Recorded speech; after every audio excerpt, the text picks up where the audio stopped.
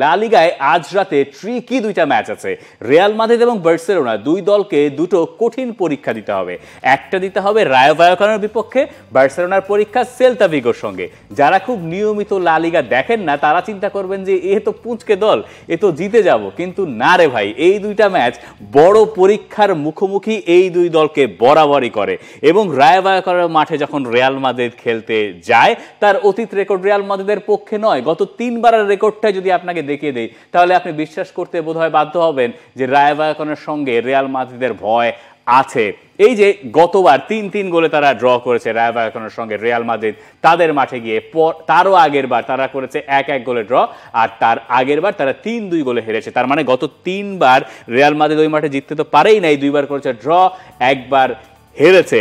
লিভারপুলের কাছে হারার পরে রিয়াল মাদ্রিদ এইবার রায়ো ভায়াকানোর সঙ্গে পয়েন্ট হারানোর তো কোনো কথাই নেই। আছে কি রায়ো ভায়াকানোর সাথে যদি তারা পয়েন্টটা হারায় আজকের ম্যাচে, সেইটা হচ্ছে যে আপনার পয়েন্ট টেবিলটাতে ওই অ্যাটলেটিকো মাদ্রিদ তারা তো অলরেডি 3-এ চলে এসেছে এবং বার্সেলোনা সেই ডিফারেন্সটা আসলে কমে যাবে। আপনি ওই হিসেবের কথা বলছেন, 3.5 বছর ধরে তারা ভায়াকানোর মাঠে আসলে জেতে না। এর মধ্যে এই ম্যাচটা আপনার শুয়ামেনি তিনি আসলে ইনজুরিতে পড়েছেন, তিনি খেলতে পারছেন না রিয়াল মাদ্রিদের হয়ে, এটা মোটামুটি আসলে কনফার্ম হয়ে গেছে। ট্রেনিংয়ে আমরা দেখলাম এইডার মিলিতাও তিনিও কিছুটা চোট পেয়েছিলেন, যদিও এই ব্যাপারটা নিয়ে আলোনসো এখন পর্যন্ত কোনো কিছু আসলে খোলাসা করেন নাই, তাকে পাওয়া যাবে নাকি যাবে না। রিয়াল মাদ্রিদের জন্য আসলে চ্যালেঞ্জটা হবে, তারা তো লা লিগে আসলে এক দল, চ্যাম্পিয়ন্স লিগে তারা আসলে খেলেছে নিজেদের ওয়ার্স্ট ম্যাচটা।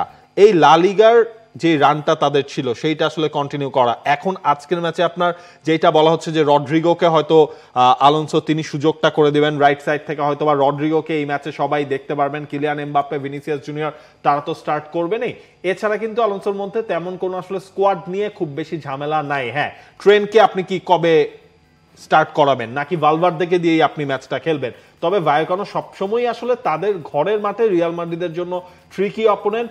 ওই জিনিসটাও আসলে back of the mind, Real Madrid যতই ভালো ফর্মে থাকুক ওইটাও আপনার মাথায় আসলে আসবেই।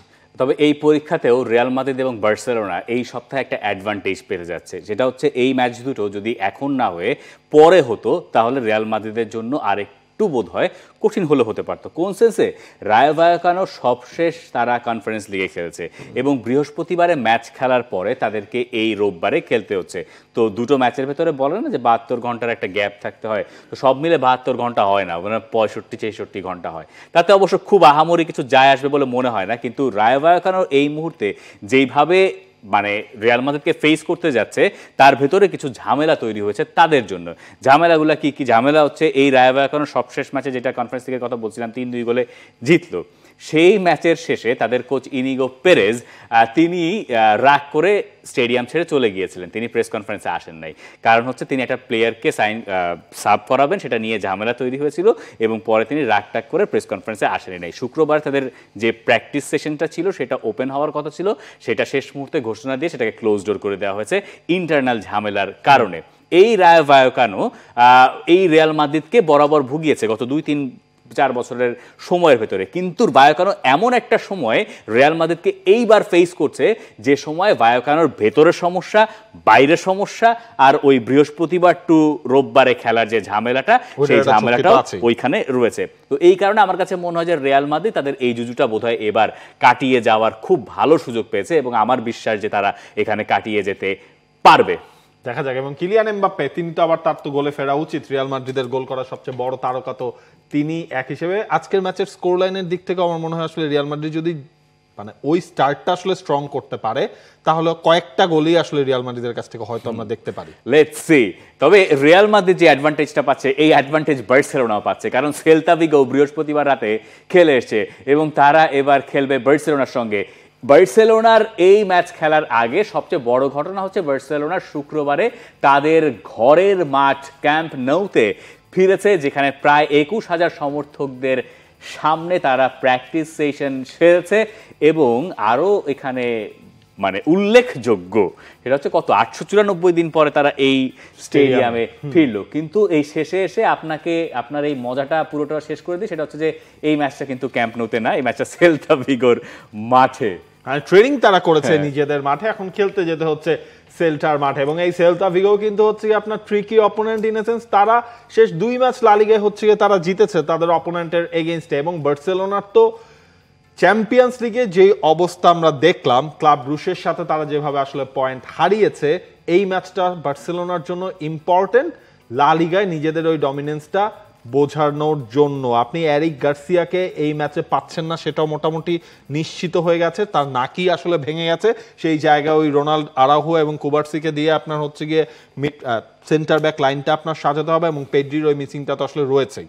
সেল্তা ভিগো আরও একটা ট্রিকি অপোনেন্ট, তাই না? সেল্তা ভিগোর মাঠে বার্সেলোনার রেকর্ডও তাদের পক্ষে কথা বলে না, এবং সেল্তা ভিগো যারা বার্সেলোনার সমর্থক তারা জানেন যে সেল্তা ভিগো তাদেরকে আসলে কত বেশি ভোগান্তির ভেতরে ফেলে। যদিও গত মৌসুমের গল্পটা একটু অন্যরকম ছিল, তবে গতবার বার্সেলোনা যে নভেম্বর মাসে ওই যে তাদের যে ঝামেলাটা শুরু হয়েছিল, যে একটানা কয়েকটা ম্যাচ তারা জিতেন, সেটা শুরুটা হয়েছিল সেল্তা ভিগোর সঙ্গে 2-0 গোলে এগিয়ে থাকা ম্যাচে। আমার যতটুকু মনে পড়ে সেই ম্যাচে তারা 2-2 গোলে ড্র করে বসেছিল। তার আগের বার বার্সেলোনা জিতে এসেছিল ঠিকই, কিন্তু তার আগের বার সেল্তা ভিগোর মাঠে গিয়ে তারা হেরে এসেছিল।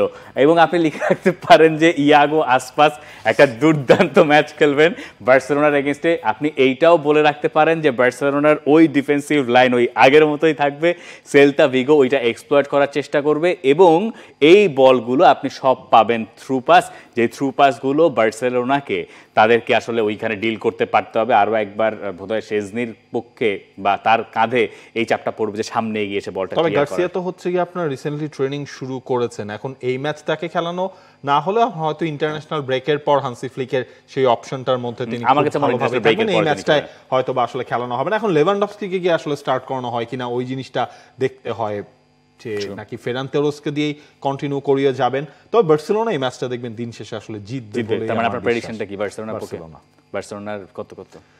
বার্সেলোনা জিতবে। সেল্টা ভিগো প্রত্যেক ম্যাচে বার্সেলোনার এগেইনস্টে গোল করে, সেটাও আপনি খেয়াল রাখেন। ধরেন হচ্ছে বার্সেলোনা এই ম্যাচটা ড্র হবে, আমার কাছে মনে হয়। Let's see.